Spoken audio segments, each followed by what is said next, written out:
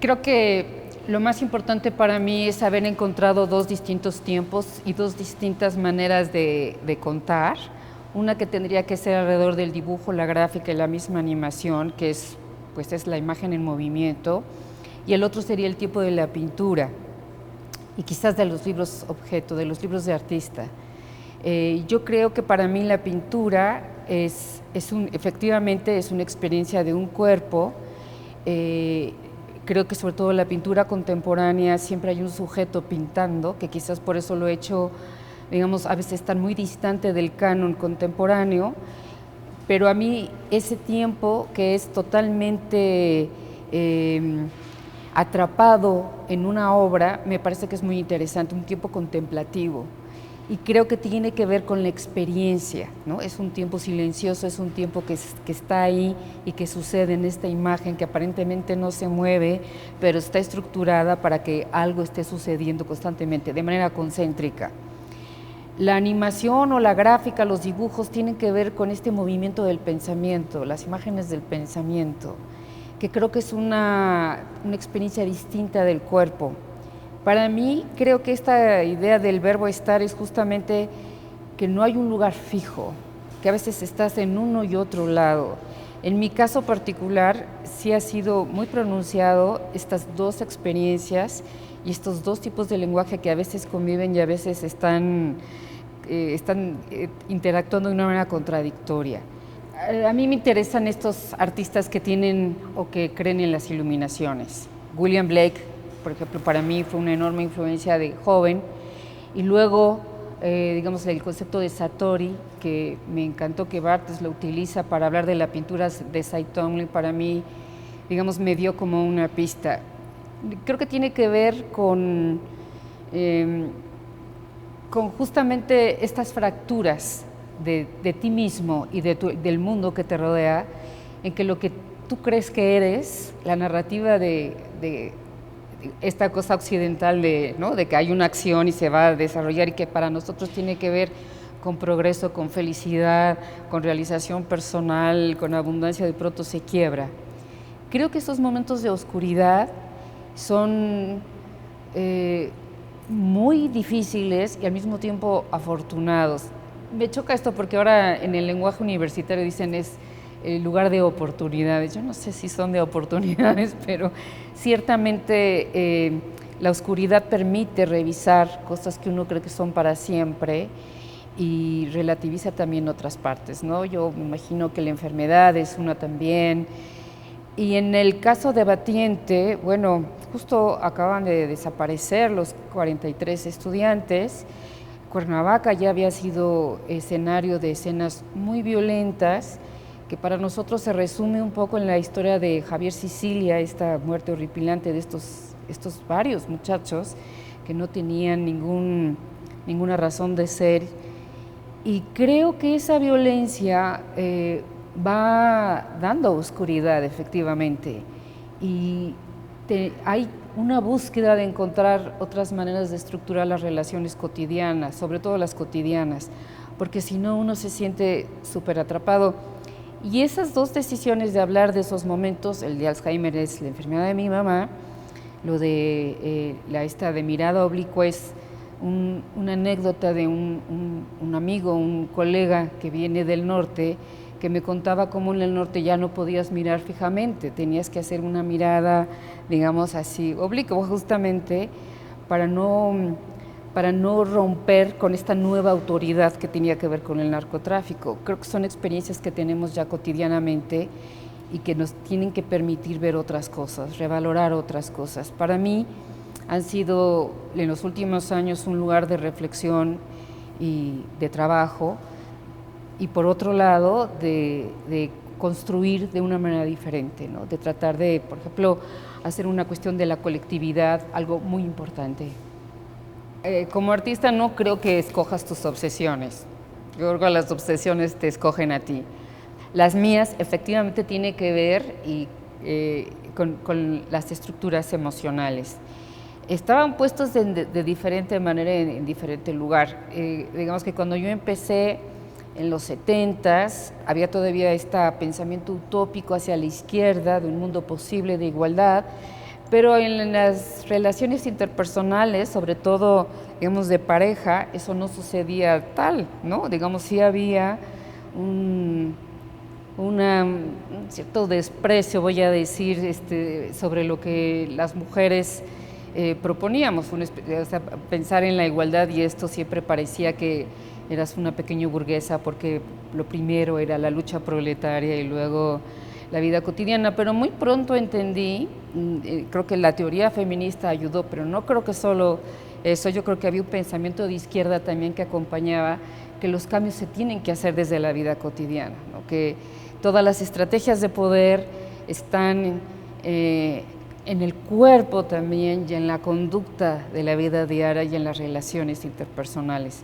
Entonces, para mí la emoción, que siempre es esto que te acontece, ¿no? Tú tienes rabia y no estás pensando en la rabia viene y te cubre, por así decirlo. Me parece a mí que ese es todavía el tema que me interesa contar. Claro, con fortuna, que al principio creía que era mi autobiografía confesional también, es un dispositivo que las mujeres poetas empezaron, las escritoras, como para diferenciar su propia experiencia, darle un yo, que no estaba permitido en las mujeres. Las mujeres teníamos que ser tan buenas y tan sensatas que ninguna expresión de odio, resentimiento o de malos sentimientos podía articularse.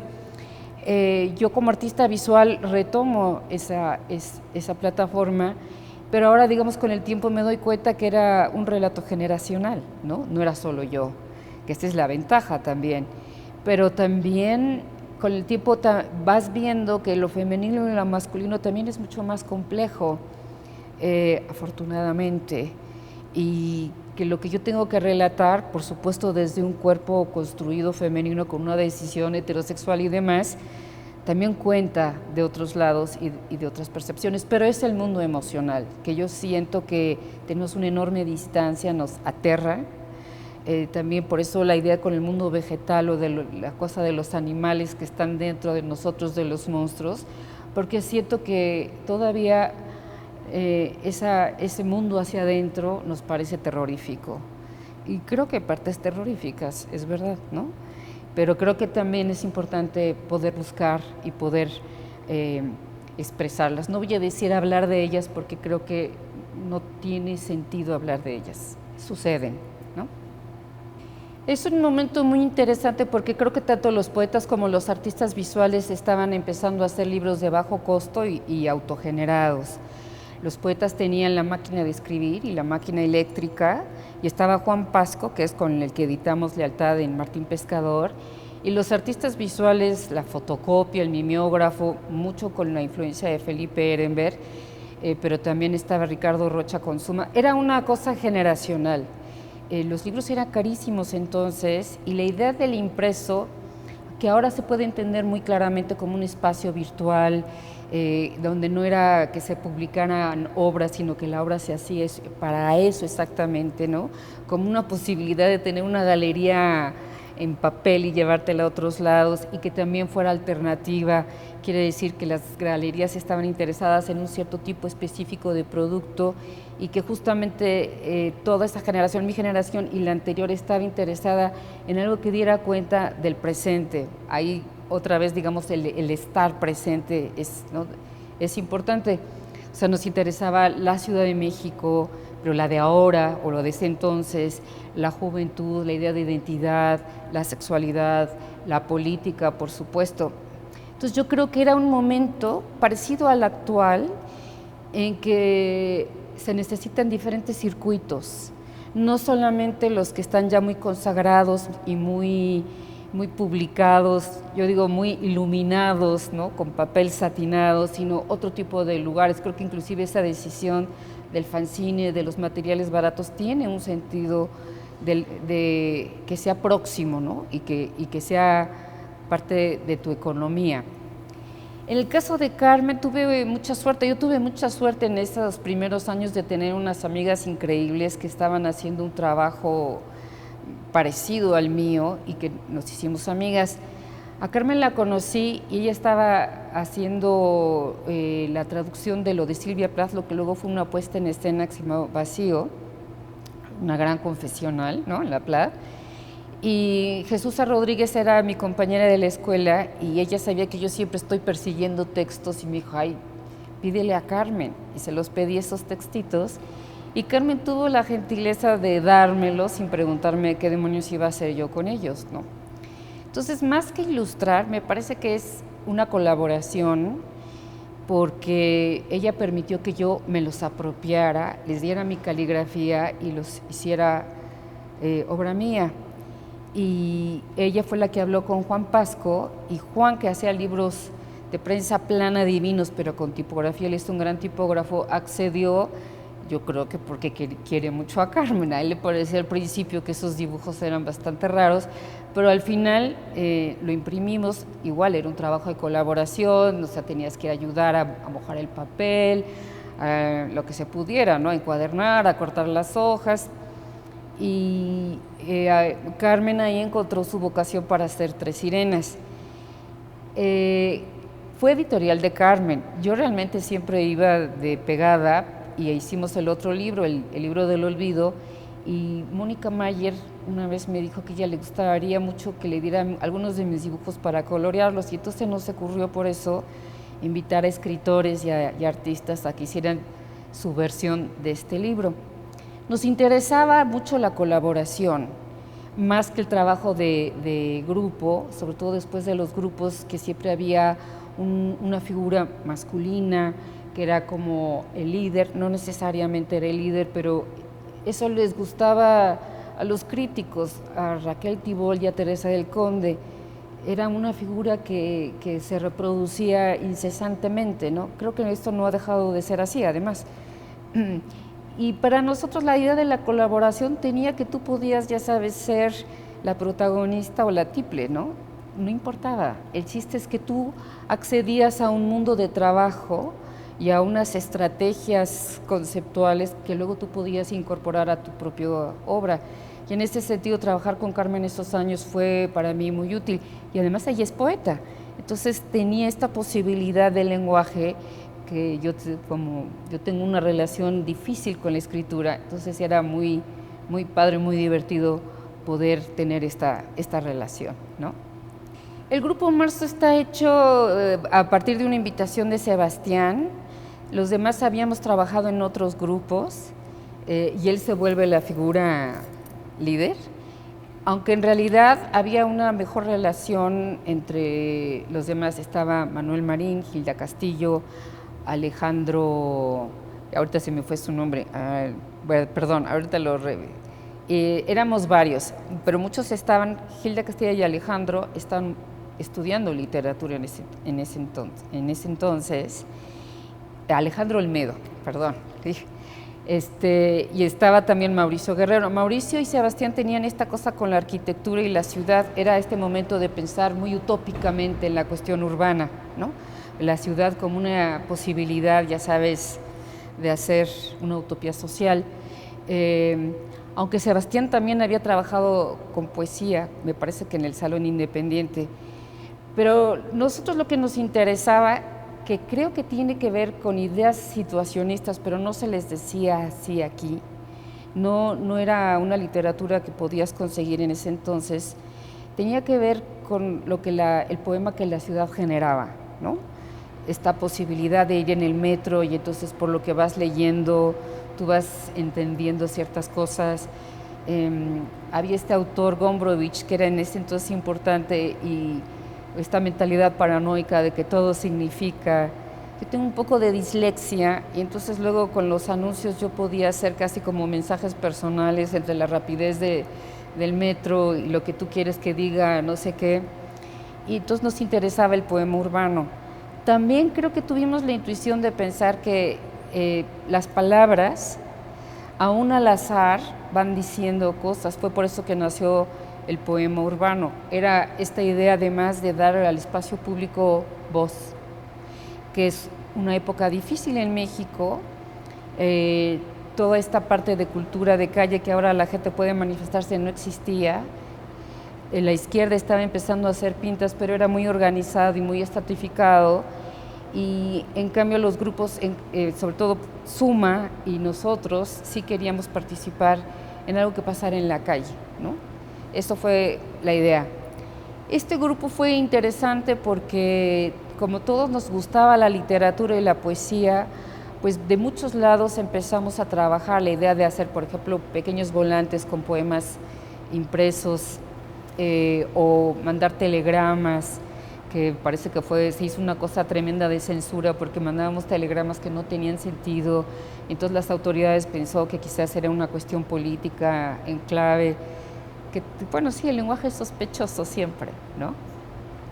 Y eso fue, digamos, como una gran ventaja. El problema con el grupo es que efectivamente siempre había a quien querían reconocer y, por ejemplo, lo que Hilda y yo hacíamos como mujeres siempre parecía menor, ¿no?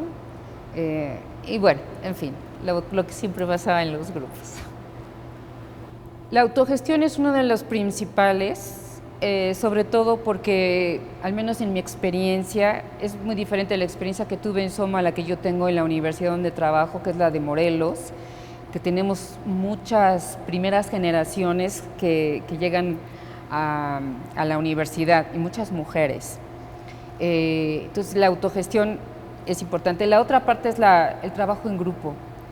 Mi experiencia como alumna de San Carlos, que además me tocó un intento de cambio de estudios, finalmente nunca terminé porque fue un lío, pero yo muy pronto trabajé en grupo, tanto con mujeres como con el grupo Marzo y otros grupos, y creo que tus pares son los que te enseñan a moverte de lo que tú crees que es tu trabajo, ¿no? Digamos que tú siempre crees que ya tienes algo muy fuerte que decir y básicamente lo que te falla es la técnica, y la técnica necesitas de miradas de los otros para poder, digamos, despegarte de eso que crees que eres tú, ¿no?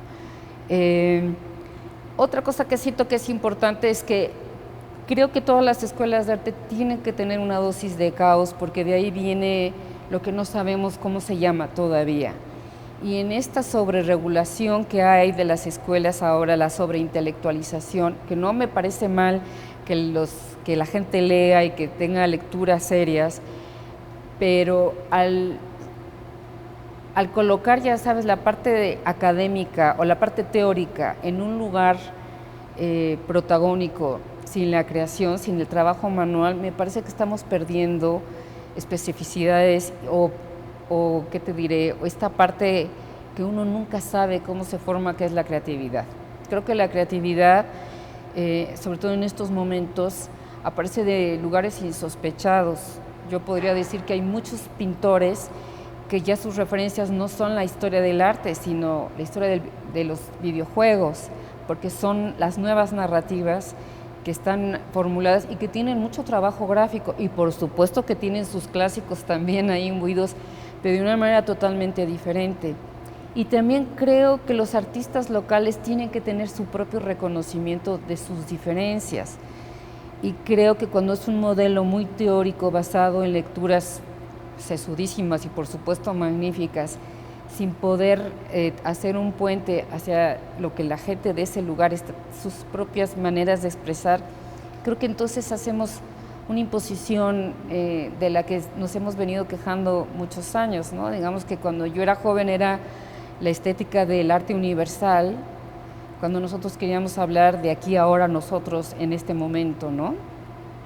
Y ahora es igual. Digamos, en esta parte hiperinternacional, que bueno, que tenemos estos artistas increíbles y que podemos ahora ir a cualquier museo y ver obra de todos lados, también hace falta poder ver la dificultad que tienen los artistas locales para poder estructurar algo diferente, que no sabemos bien qué es porque se está organizando apenas, ¿no? Entonces yo creo que la autogestión y la colectividad serían las dos partes que me importan. Creo que lo más importante es que ahora hablar de masculino y femenino, estamos en un momento muy complicado, ¿no? Pero creo que es vital en ese sentido de poder discutir ya no lo que es ser mujer y lo que es ser hombre, sino lo femenino y masculino, la diferenciación entre sexo y género, lo que hemos visto que es el mundo del deseo, que es muy complicado, a mí a veces me parece abrumador, pero no deja de ser siempre interesante la diversidad de lo humano, ¿no? Hay otras cosas que por desgracia no. Yo sí siento que todavía las mujeres tienen muchos problemas, hay mucha violencia familiar, por ejemplo, que yo creo que es uno de los problemas más graves en México, porque desde ahí se generan comportamientos y posibilidades de generar más violencia muy tempranamente. La dificultad también de las mujeres de una autoasertividad. Creo que es muy fácil en este momento volverse víctima, que yo le tengo mucho miedo a ese lugar porque es hacerte chico de nuevo, ¿no?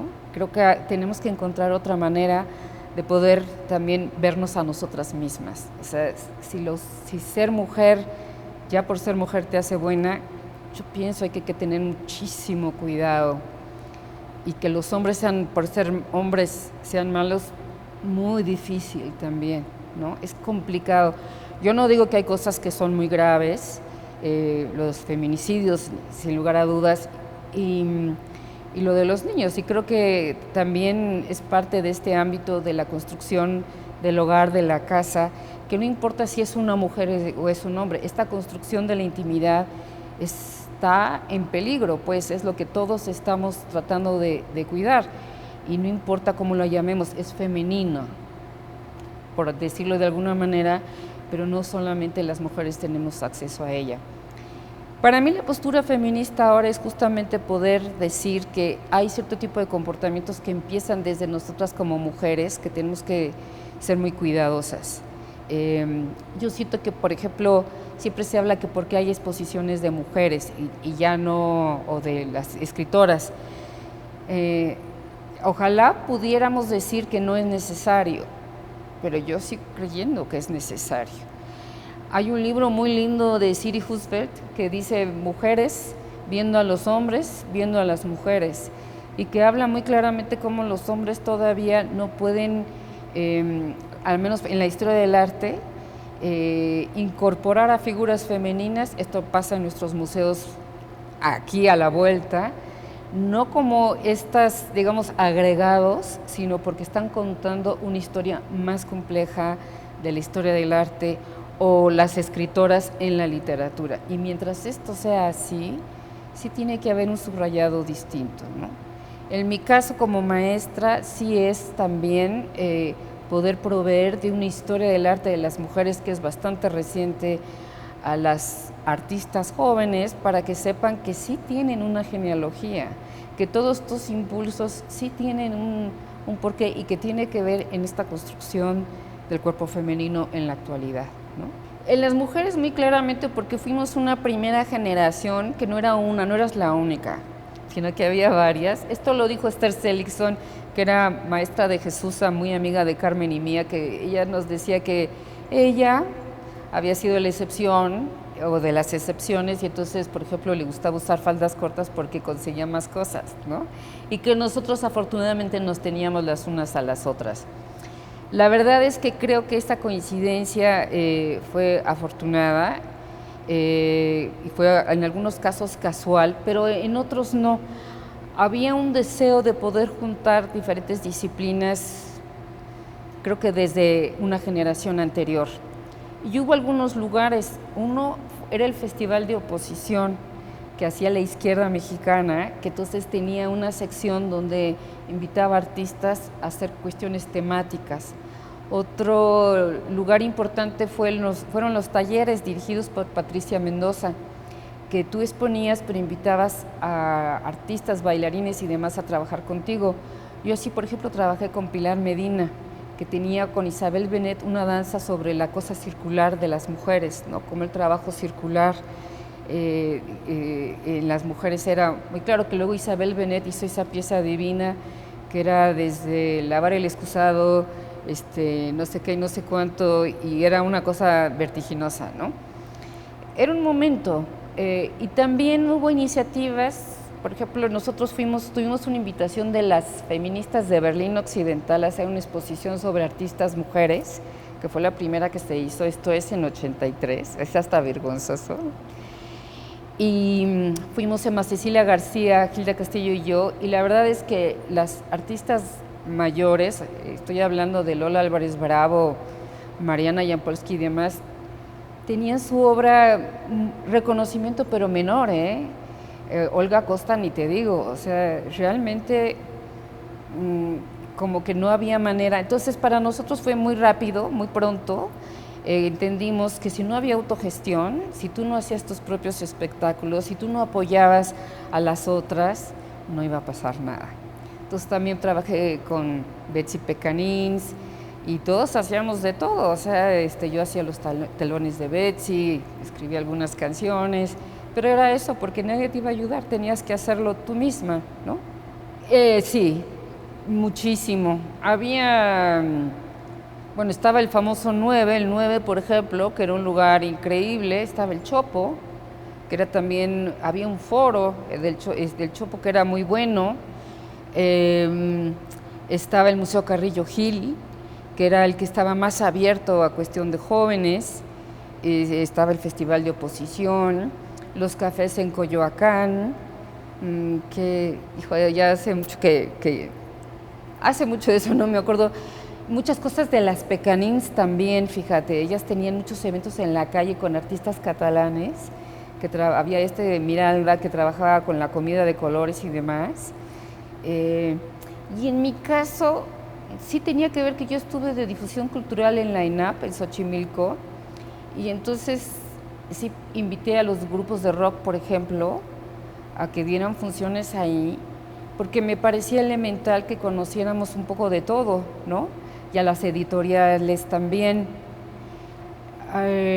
Había algunos eventos, en los 70s las universidades eran fuertes, eran jóvenes, por ejemplo la UAM, y entonces había una apertura, el teatro de la UAM en ese entonces era increíble, se hicieron muchísimas puestas en escena de Lorena Massa, por ejemplo, sobre Marguerite Duras, ahí en esa época, que eran increíbles, la Casa del Lago también. Yo diría que las universidades tuvieron muchísimo que ver, y los intelectuales de izquierda, ¿no? en esta especie de deseo de dar una cultura, yo le digo alternativa porque así se decía, porque no era marginal, no, tenía que ver justamente con ideas de izquierda, utópicas. En esta utopía, sí, de partido, ya sabes, de la izquierda, del proletariado, pero también de una cierta liberación sexual, ¿no? Liberación inclusive, o de poder construir relaciones afectivas de maneras más riesgosas, ¿no? A muchas fiestas, por ejemplo, que las mamás coincidían con las hijas en los reventones, eso lo oías todo el tiempo, ¿no? Y claro, había mucha vida de fiesta en las casas particulares. Una de las casas más festivas, y creo que reunió a todo el mundo, era la de Felipe Ehrenberg y Lourdes Grobet en esos, creo que estuvieron 8 años juntos. Ahí iba todo el mundo, eran unas fiestas increíbles, ¿no? ¿Qué me falta hacer? Creo que me gustaría escribir. Ahora ya que se ve que tengo tantas dificultades para escribir, a lo mejor escribir. La verdad es que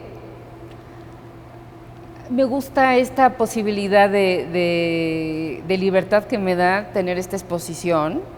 Ya sabes, son 40 años, entonces ya no tengo que justificar nada, es una cosa rara, ¿no?